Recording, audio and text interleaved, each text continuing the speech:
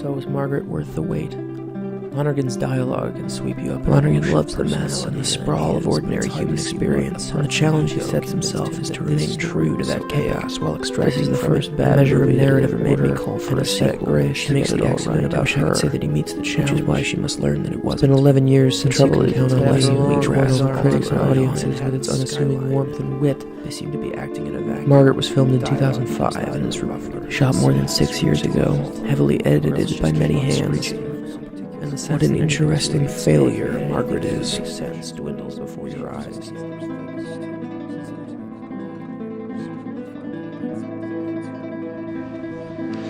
Margaret, are you grieving over Golden Grove unleaving? Leaves, like the things of man, you with your fresh thoughts care for, can you? Ah, as the heart grows older, it will come to such sights colder by and by, nor spare a sigh, the worlds of wanwood leaf meal lie. And yet you will weep, and know why. Kenneth Lonergan is as much grief counselor as filmmaker. A director and playwright with a sprawling idea of drama as a map of tragedy, rebirth, and chance across space and time. Margaret, his second film, is thought of by some as a masterpiece, one of the most important films of the 21st century. But it wasn't always so. It took 5 years to finish, received mixed reviews on its arrival, was the subject of a lawsuit, and made back almost none of its budget. Its release was so negligible that Roger Ebert didn't even get a chance to review it. That it has a vocal fan base at all after the trials and tribulations it underwent says a lot for Margaret's power to stun.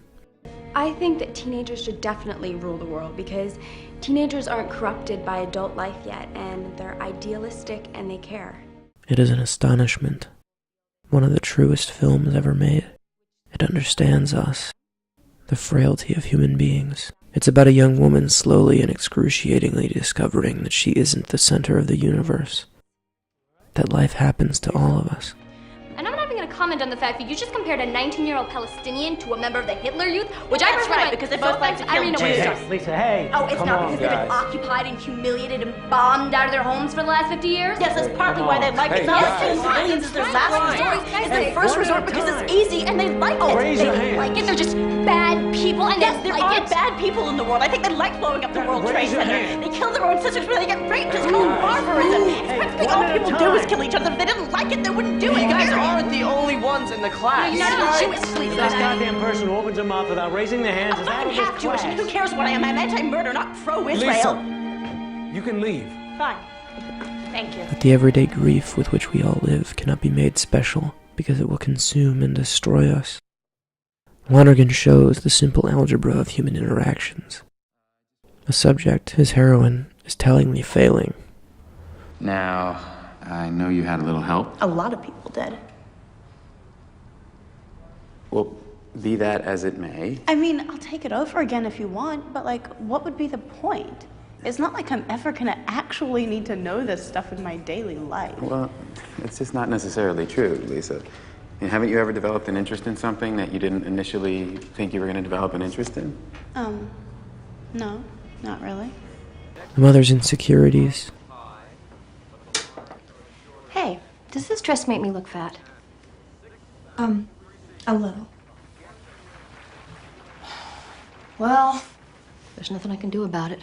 and a father's emotional distance. Things are okay. They're a little slow, and a little frustrating, but there's one or two projects we're going after that seem to look promising, and I don't know. I think it's okay. It's Okay. Equals a woman who seems certain of everything, who can't ask for help from the right people, who pretends to be beyond surprise or shock, who thinks she has solved the mystery of human behavior. not a lot more we can do at this point. Well, I'm not trying to tell you how to do your job, but how do you ask the questions? Excuse me? Well, he's obviously not going to change his statement if you just ask him, like, really politely. Why would he? We already know he's a liar. Hey, you know, in the old days, Lisa, we just throw him in the back room with a rubber hose and get whatever answer we want out of him. Unfortunately, we don't do that anymore. Yeah, not to white people. Excuse me? They release. Anyway, They release her from the fucking we don't do it to who? Oh, my God. Hey, shh. Well, first of all, I don't understand why you bring this guy's race into it. I'm not saying that you're Now, responsible. there's 40,000 cops in this city. Yes. And I hate to disillusion you, but most of them are pretty good guys just trying to do their job. Her mother looks at her with disbelief, guilt, fear. Her father doesn't realize that he's talking to a young woman. And I also think, Lisa, that it would be a good idea if we just tabled the notion of you coming out here next year. Things look like they're going to start picking up for me a little bit in the fall, and that means I'm not going to be around the house all that much. And since you and Annette detest each other, I honestly don't think that's what I want to come home to after a 14-hour day. Anna Paquin, whose career could have been completely different if this film had been released a year after it was shot, plays Lisa, the film's abrasive anti-hero, as a monster of white privilege, an angel whose wings have been suddenly ripped off, and now she finds herself paying for the simple affronts she used to commit without recourse. I was thinking about spending next year with Dad. Oh? Yeah. You're all worried about my grades. They have really good public schools in Santa Monica, and if I officially lived with him, you wouldn't have to worry about my scholarship. Have you talked to him about this? We've had some general discussions. Do you want to go too? Me? Yeah. Do you want to move to LA too? Mm-hmm. Well, just let me know if you do. Why are you being like this? Why am I being like what? Why are you about to start crying? Because it's your intention to make me start crying. No, it's not.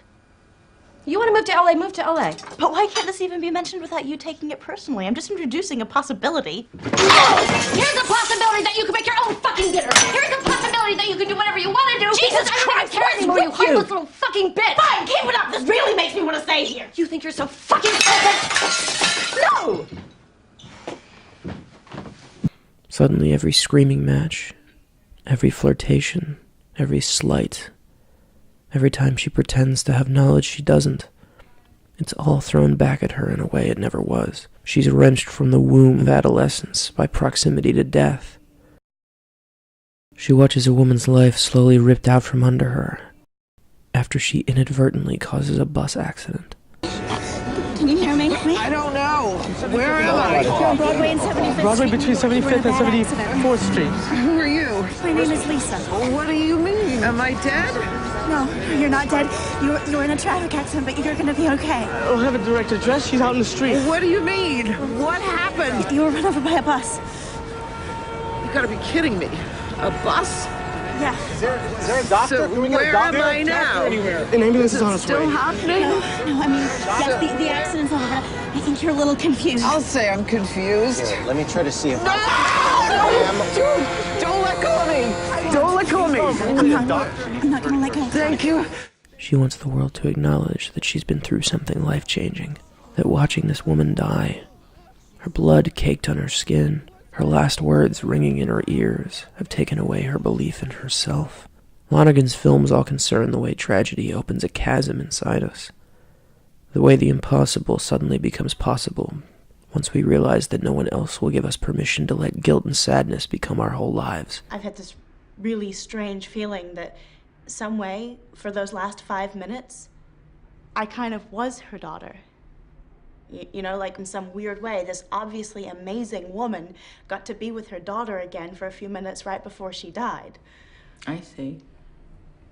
And is she still inhabiting your body? Or did she go right back to the spirit world after it was over? I didn't mean she was literally inhabiting my body. I don't believe in all that stuff at all. I don't give a fuck what you believe in. Oh my God, why are you so mad at me? Because this is not an opera. What? I said this is not an opera. You think I think this is an opera? Yes. You think I think this is dramatic? I think you're very young. What does that have to do with anything? If anything, I think it means I care more than someone who's older because this kind of thing has never happened to me before. No, it means you care more easily. There's a big difference. The sadness becomes ordinary, the heaviness of broken promises to ourselves, a constant albatross. The banality of our troubles and trauma is operatic not because his choices transform simplicity into high melodramatic art, but because we see ourselves in the puzzled, haunted, anguished eyes of each lost participant.